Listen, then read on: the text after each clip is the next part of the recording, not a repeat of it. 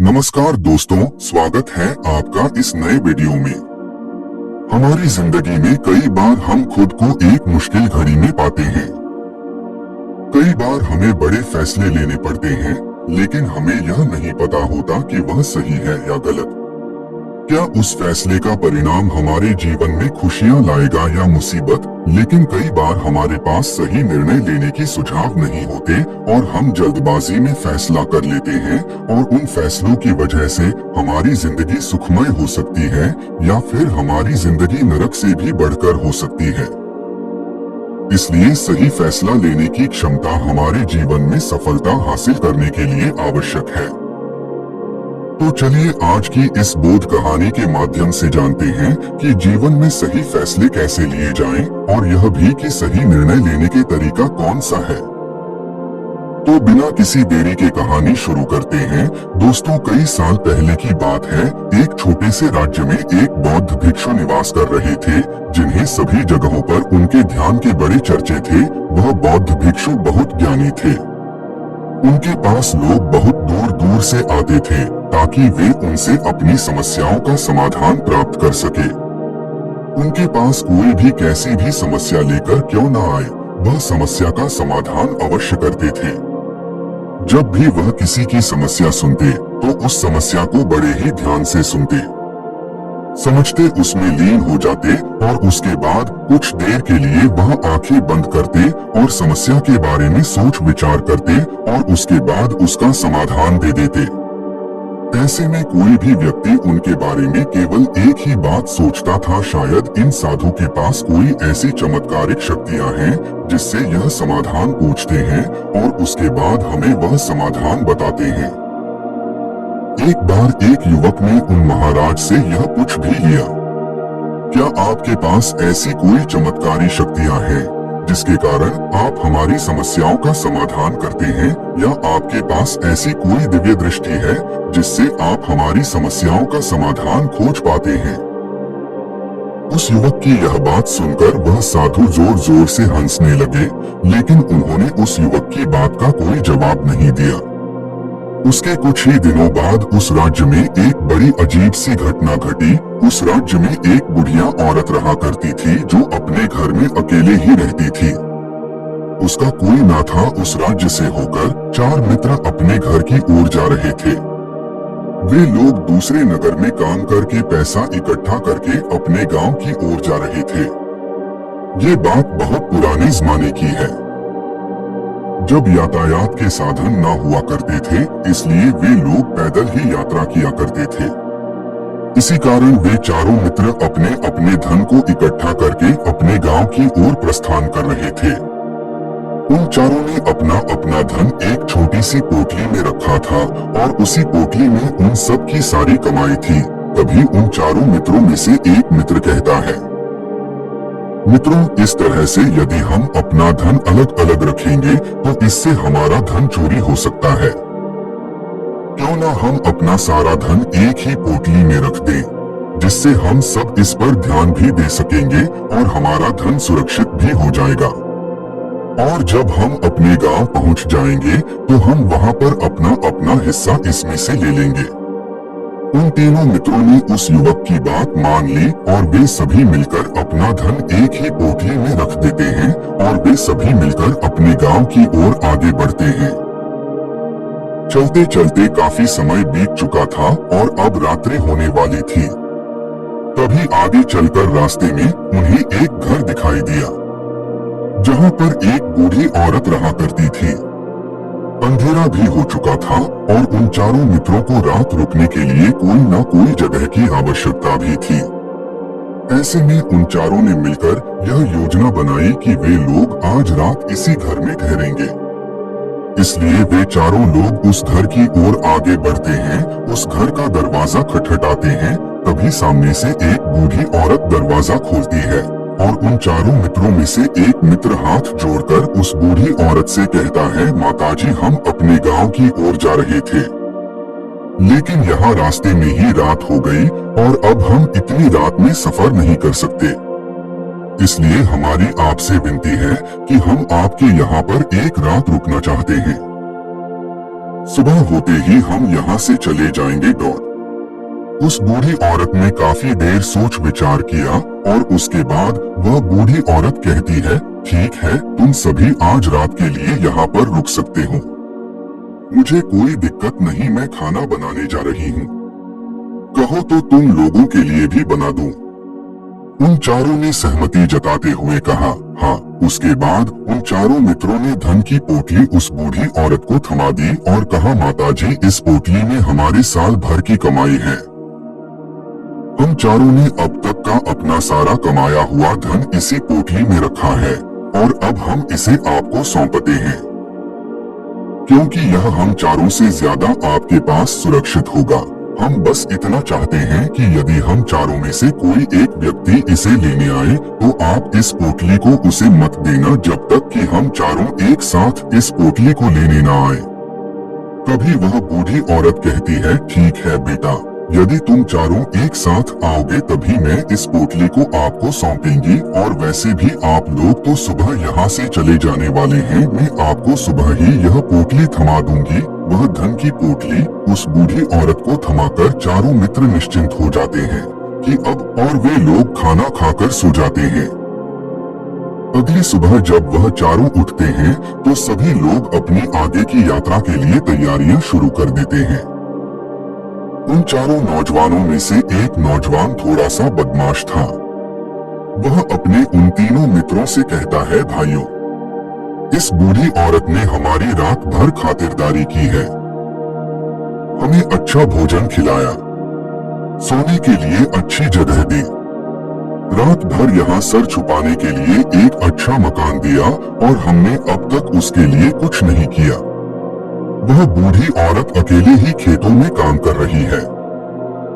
क्या हम सभी यहाँ से जाने से पहले इस बूढ़ी औरत की मदद नहीं कर सकते? उस बदमाश नौजवान ने मन ही मन यह योजना बना ली थी कि वह किसी तरह से भी उस बुढ़िया से पोटली हासिल करके ही रहेगा। बाकी के तीनों मित्र उसकी बातों में आ जाते हैं और वे सभी मिलकर उस बुढ़िया की मदद करने अर्थात खेतों में काम करने के लिए चल पड़ते हैं।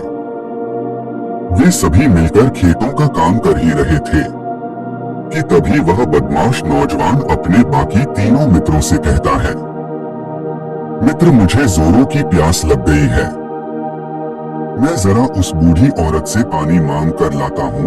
वह बाकी मित्र भी अब काफी थक चुके थे, उन्हें भी जोरों की प्यास लगी थी, इसलिए वह तीनों मित्र उसे वहां से जाने की अनुमति दे देते हैं। जैसे ही वह बदमाश उस बूढ़ी औरत के पास पहुंचता है, वह उस बूढ़ी औरत से कहता है, माताजी, अब हम यहाँ से जा रहे हैं, कृपया करके हमारे धन की पोटली हमें वापस दे दे। इस पर वह बूढ़ी औरत कहती है, नहीं नहीं, जब तक तुम चारों एक साथ ना हो तब तक मैं वह पोटली किसी को नहीं दे सकती। तुम्ही ने तो कहा था कि जब तक हम चारों एक साथ ना हो तब तक यह पोटली किसी को नहीं देनी है। तभी वह बदमाश उन तीनों की तरफ इशारा करते हुए कहता है, उन तीनों ने सोचा कि हमारा मित्र हमारे लिए पानी लाना चाहता है, इसलिए वह हमसे आज्ञा मांग रहा है। तभी उन तीनों मित्रों ने इशारे में उस युवक से कहा, हाँ हाँ ठीक है, ले आ। यह देख उस बुढ़िया को यह लगने लगा कि अब यह चारों यहाँ से जा रहे हैं और यह अपनी पोटली मांग रहे हैं, इसलिए उस बुढ़िया ने वह पोटली कर उस बदमाश के हाथों में रख दी और वह बदमाश उस पोटली को लेकर वहां से चला गया और बाकी के तीनों मित्र अपने खेत के काम में व्यस्त हो जाते हैं। कुछ देर के बाद जब वह तीनों खेत का काम करके वापस लौटते हैं और बुढ़िया से कहते हैं, माता जी, हमारा मित्र जो यहाँ पानी पीने आया था वह कहाँ गया? इस पर वह बुढ़िया कहती है, क्या वह पानी पीने आया था? पर वो तो कह रहा था कि हम चारों जा रहे हैं, कृपा करके हमारे धन की पोटली हमें थमा दे। तब तीनों बड़े आश्चर्य होकर उस बुढ़िया से कहते हैं, माता जी, हमने भला कब कहा वह पोटली मांगी थी? हमें तो प्यास लगी थी और हमने पानी के लिए इशारा किया था। तभी बूढ़ी औरत उन तीनों से कहती है, परंतु अब तो वह पोटली लेकर जा चुका है। तभी वह तीनों मित्र सर पकड़कर रोने लगते हैं और कहते हैं, माताजी, उसमें हमारा सारा कमाया हुआ धन था जो वह अकेले लेकर भाग चुका है। हमने तो आपको कहा था कि जब तक हम चारों एक साथ न आए तब तक आपको वह पोटली किसी को नहीं देनी है। फिर आपने ऐसा क्यों किया? इसमें आप ही की गलती है। हमने आपको उस पोटली की हिफाजत के लिए रखा था और आपने उसे एक ऐसे आदमी के हाथों में दे दिया जिसने हमारा सारा धन हमसे लूट लिया। हम बर्दाश्त नहीं करेंगे। हम राजा के पास जाएंगे और राजा से आपकी शिकायत करेंगे, न्याय की मांग करेंगे। अब तो इस बात का राजा ही फैसला करेंगे। तीनों नौजवान क्रोधित होकर राज दरबार में पहुंच जाते हैं और अपनी सारी समस्या उन राजा को बता देते हैं। जब वह राजा उन तीनों नौजवानों की बात ध्यानपूर्वक सुनता है तो वह तुरंत ही उस बुढ़िया को राज दरबार में पेश होने का आदेश देता है। राजा के आदेश पर राजा के सैनिक तुरंत ही उस बूढ़ी औरत को राज दरबार में पेश करते हैं और राजा भरी दरबार उस बूढ़ी औरत को दोषी करार कर देता है और कहता है, तुम्हें वह पोटली उस अकेले व्यक्ति को नहीं देनी चाहिए थी। जब उन्होंने तुमसे कहा था कि जब तक वह चारों एक साथ उस पोटली को लेने न आए तब तक तुम्हें वह धन किसी को नहीं देना चाहिए था। इसमें तुम्हारी गलती है और अब तुम्हें इसका हर्जाना भरना होगा। तुम्हें इनका धन लौटाना होगा। राजा का यह आदेश सुनकर बूढ़ी औरत फूट फूट कर रोने लगती है और राजा से मदद की गुहार लगाती है और कहती है, राजन, मैं तो एक बूढ़ी औरत हूँ और मेरे पास इतना धन नहीं है और न ही मेरे घर में कोई ऐसा है जो धन कमाता। मेरे पास इतना धन नहीं कि मैं इनका धन लौटा सकूं। मैं तो अकेली हूँ, बेसहारा हूँ। कृपा करके मुझ पर रहम करें। लेकिन राजा उस बूढ़ी औरत की एक नहीं सुनता। वह बूढ़ी औरत रोते हुए अपने घर की ओर जा रही थी। यह सोच रही थी कि आखिर में इतना धन कहां से लाऊं कि कैसे मैं उन लोगों का यह धन उन्हें लौटा पाऊंगी। मेरे पास इतना धन नहीं है। मैं क्या करूं, कैसे करूं, कहां से लाऊं इतना धन? यदि मैंने उनका धन नहीं लौटाया तो मुझे राजा मार डालेगा। वैसे भी मेरी ही गलती है। जब उन चारों ने मिलकर मुझसे कहा था कि जब तक हम चारों एक साथ न आए तब तक वह पोटली किसी को नहीं थमानी है, फिर भी मैंने वह पोटली केवल उस एक व्यक्ति को थमा दी। इसमें गलती तो मेरी ही है। वह रोते रोते ये सारी बातें सोचते हुए अपने घर की ओर जा रही थी। तभी रास्ते में उस बूढ़ी औरत को वही संत मिले जो उस नगर में किसी भी समस्या का समाधान बड़ी ही सरलता और सहजता से करते हैं। उन्होंने उस बूढ़ी औरत से कहा, क्या बात है बेटी, क्यों रो रही हो? इस पर वह बूढ़ी औरत उस संत को सब कुछ सच सच बता देती है और कहती है, महाराज, इसमें गलती तो मेरी ही है। उन चारों ने तो पहले ही कहा था कि जब तक चारों एक साथ न आए तब तक वह पोटली मुझे किसी को नहीं देनी है।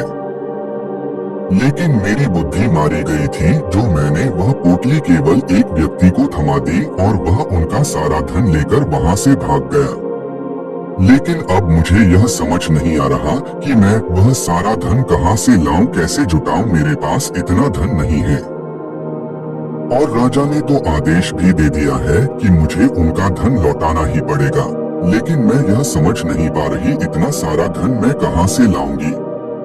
तभी वह संत उस बूढ़ी औरत से कहते हैं, शांत हो जाओ, मैं कोई ना कोई रास्ता जरूर निकाल लूंगा। इतना कहकर वह संत वहीं पर बैठ जाते हैं, ध्यान करने लगते हैं। कुछ देर के लिए आंख बंद कर सोचते हैं, विचार करते हैं, मौन रहकर वह समस्या का समाधान निकालते हैं और उसके बाद वह उस बूढ़ी औरत से कहते हैं, बेटी, राजा ने फैसला किया है वह बिल्कुल गलत है। आपने जो किया इसमें आपकी कोई गलती नहीं है। राजा का फैसला गलत है। उन संत के इतना कहने पर बूढ़ी औरत चुप हो गई और यह सोचने लगी कि आखिर राजा का फैसला कैसे गलत हो सकता है। राजा तो सभी के लिए न्याय ही करते हैं और वह कभी किसी का बुरा नहीं करते। फिर आखिर आज राजा का फैसला कैसे गलत हो गया? उन संत और उस बुढ़िया की बात आसपास के खड़े लोग सभी लोग सुन रहे थे और वे लोग भी बड़े अचरज में थे, क्योंकि राजा का फैसला कैसे गलत हो सकता है। राजा ने तो बिल्कुल सही फैसला लिया है, इस बूढ़ी औरत ने ही गलती की है। उन चारों का धन केवल एक ही को थमा दिया। ऐसे में इस बुढ़िया को उनका धन तो लौटाना ही चाहिए। राजा ने गलत फैसला कहा किया है। तभी वह संत उस बूढ़ी औरत से कहते हैं, जाओ और राज दरबार में कह दो कि हे राजन, आपका फैसला गलत है। और सही क्या है, गलत क्या है, इसका फैसला मैं करूंगी। पहले तो बूढ़ी औरत इतनी हिम्मत ही नहीं जुटा पा रही थी कि वह राज दरबार में जाकर भरे राज दरबार में राजा को यह कह सके कि राजन, आपका फैसला गलत है। लेकिन जैसे तैसे उसने हिम्मत जुटाई और वह वापस राज दरबार लौटी। उसने डरते हुए भरे राज दरबार राजा से बड़ी घबराती आवाज में कहा कि राजन, आपने जो फैसला किया है वह फैसला गलत है। इतना कहकर उसने राजा को सारी बात सच सच बता दी। उस बूढ़ी औरत की बात सुनकर राजा बहुत क्रोधित हुआ।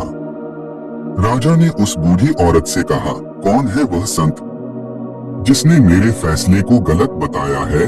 क्या उन्हें नहीं लगता कि मैंने सही निर्णय लिया है? मैं हर रोज कई निर्णय लेता हूँ, कई फैसले करता हूँ, लेकिन आज तक कभी किसी ने मुझसे यह नहीं कहा कि मेरा फैसला गलत है। यदि उन संत ने मुझे सही फैसला ना सुनाया, उन्हें फांसी की सजा दे दूंगा। यह बात पूरे नगर में फैल गई। सब लोग यह जानने के लिए हैरान थे कि आखिर वह साधु ऐसा कौन सा फैसला सुनाने वाले हैं जो राजा से भी उचित होगा, जिसमें सबके लिए न्याय होगा। राजा ने अपने सैनिकों को तुरंत ही आदेश दिया कि जाओ और संत को राज दरबार में लाओ। राजा की आज्ञा के अनुसार वे सैनिक तुरंत ही उन संत को लेने के लिए निकल पड़े। वे लोग कुछ ही देर बाद उन संत को लेकर राज दरबार पहुंचे। राज दरबार में सभी लोग उपस्थित थे और सभी लोग उन संत के फैसले का इंतजार कर रहे थे। उन संत को देखकर राजा कहता है, महाराज, आपको ऐसा क्यों लगता है कि हमने जो फैसला किया है वह गलत है? इस बुढ़िया ने यह वादा किया था कि वह चारों लोगों को एक साथ ही वह पोटली थमाएगी, फिर आखिर उसने अपना वादा क्यों तोड़ा? इसने यह गलती क्यों की कि इसने केवल एक ही को पोटली थमा दी और वह उनका सारा धन लेकर यहाँ से भाग गया? तो क्या इसमें इसकी गलती नहीं है? क्या इससे इनका धन नहीं लौटाना चाहिए? इस पर वह साधु बड़ी विनम्रता से राजा से कहते हैं, हे राजन, यह आपका फैसला था, लेकिन मैं आपसे कुछ कहना चाहता हूँ। इस पर राजा कहता है, ठीक है, कहिए आप क्या कहना चाहते? इस पर वह साधु बड़ी विनम्रता से राजा से कहता है, हे राजन, जैसा कि वादा किया गया था कि पोटली एक साथ उन चारों को ही दी जाएगी, तो अभी तो यह केवल 3 है, चौथा कहाँ है? तो इनसे कहिए कि यह लोग यहाँ से वापस जाएं और अपने उस चौथे मित्र को यहाँ लेकर आए, तभी इनका धन वापस किया जाएगा। और वादा भी ऐसा ही किया गया था कि जब तक चारों लोग एक साथ ना हो तब तक उनका धन उन्हें नहीं लौटाया जाएगा। और यदि यह बूढ़ी औरत इन तीनों को धन लौटा देती है तो यह बूढ़ी औरत अपना वादा तोड़ देगी और यह सही नहीं है। इसलिए यदि आप चाहते हैं कि इनका धन लौटाया जाए तो पहले इनसे कहिए कि ये लोग जाएं और अपने उस चौथे मित्र को यहाँ पर वापस ले आए, तभी इनका धन वापस किया जाएगा। और वादा भी ऐसा ही किया गया था कि जब तक चारों लोग एक साथ ना हो तब तक उनका धन उन्हें नहीं लौटाया जाएगा। और यदि यह बूढ़ी औरत इन तीनों को धन लौटा देती है तो यह बूढ़ी औरत अपना वादा तोड़ देगी और यह सही नहीं है। इसलिए यदि आप चाहते हैं कि इनका धन लौटाया जाए तो पहले इनसे कहिए कि ये लोग जाएं और अपने उस चौथे मित्र को यहाँ पर वापस ले आए। उस राज दरबार में हर कोई इस बात को सुनकर बहुत खुश हुआ। सभी ने उन संत की बहुत तारीफ की। राजा भी उन संत के इस फैसले से पूरी तरह से सहमत था। राजा तुरंत ही उन संत के सामने सिर झुका लेता है और हाथ जोड़कर उनसे कहता है, हे महाराज, आपका यह फैसला इतना सही कैसे हो सकता है? आखिरी बात मेरे दिमाग में आई क्यों नहीं? मैंने इस बात को इस तरह से सोचा क्यों नहीं? तभी वह साधु उस राजा से कहते हैं, हे राजन, आपके पास और भी काम होते हैं। आप दिन भर व्यस्त रहते हैं और आपको जल्दबाजी में फैसले लेने पड़ते हैं। आपने इस मामले को न समझा, लेकिन इसे देखने में आप गलती कर गए। इससे आपने केवल ऊपरी तौर पर देखा, आपने इसकी गहराई तक जाने का प्रयास तक नहीं किया। यदि आपने इस मामले की गहराई को देखा होता, समझा होता, तो आप भी इसी नतीजे पर आते। जब तक हम किसी मामले की गहराई तक नहीं जाते, तब तक हम उसका सही समाधान नहीं निकाल सकते। लेकिन हम में से अधिकांश लोग तो अपने फैसले केवल जल्दी में लेना चाहते हैं, भले ही वह मामला कितना भी गंभीर क्यों ना हो।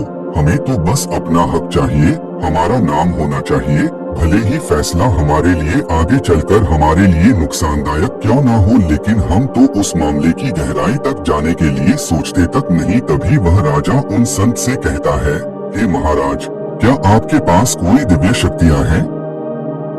क्या आपके पास ऐसी कोई चमत्कारिक शक्ति है जिसे आप सवाल करते हैं और बदले में वह आपको जवाब देती है, जिस कारण आप सटीक और सही समाधान बता पाते हैं? राजा की यह बात सुनकर वह संत मुस्कुराने लगे और राजा से कहते हैं, यह सवाल मुझसे कई लोगों ने पूछा है और मैंने कभी किसी का जवाब नहीं दिया। लेकिन आप इस राज्य के राजा हैं, इसलिए मैं आपके इस प्रश्न का उत्तर देता हूँ। आप में से कई लोगों को यहाँ ऐसा लगता है कि मेरे पास कोई ऐसी शक्तियाँ हैं जिससे मैं बात कर सकता हूँ, जिससे मैं कोई भी समस्या का समाधान पा सकता हूँ। लेकिन मैं आप लोगों को एक बात सच सच बता देता हूँ, मेरे पास ऐसी कोई शक्तियाँ नहीं है। मैं तो केवल हर मामले की गहराई तक सोचता हूँ, उस बात पर विचार करता हूँ, और जब मैं विचार करता हूँ तो मेरे सामने कई सारे समाधान आते हैं, और जो समाधान मेरे सामने आते हैं मैं उन पर भी विचार करता हूँ, उनके बारे में भी गहराई तक जाता हूँ।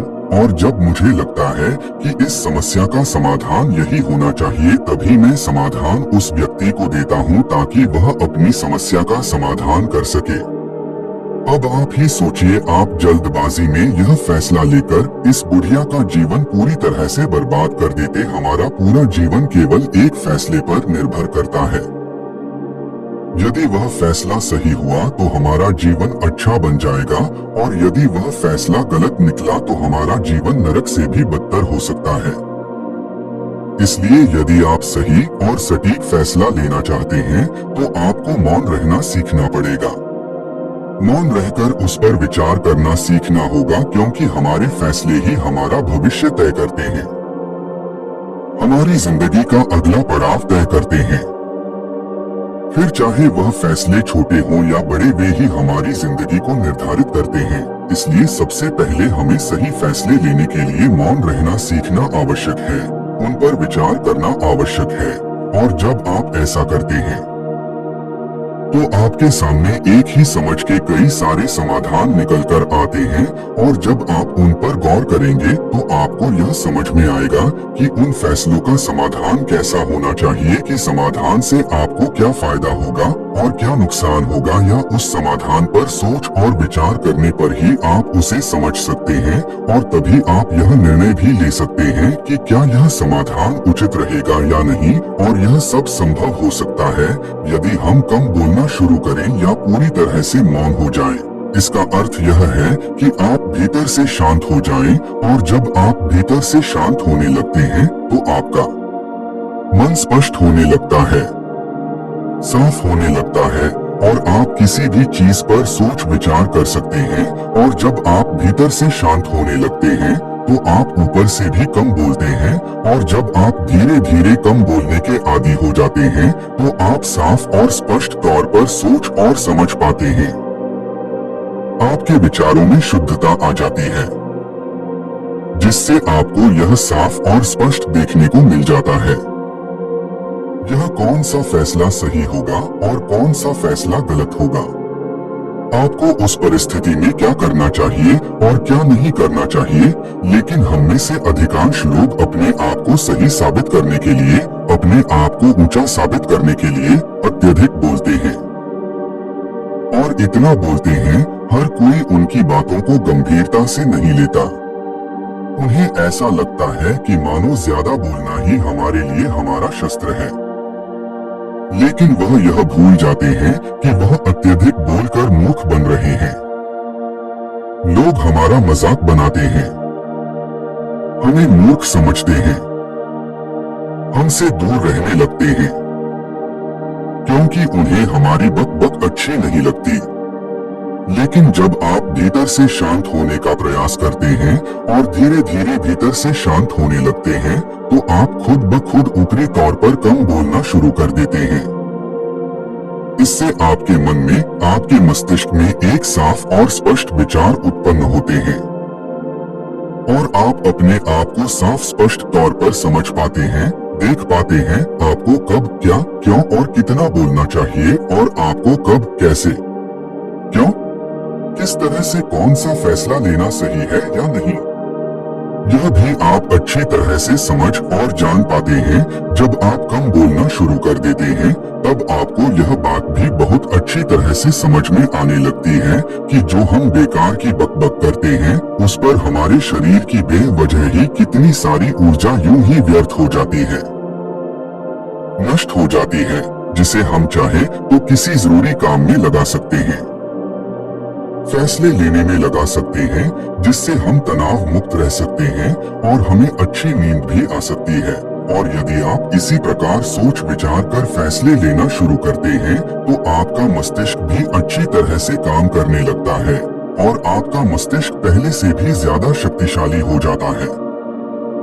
और इसका एक बहुत अच्छा उदाहरण भी आपको मैं बताना चाहूंगा।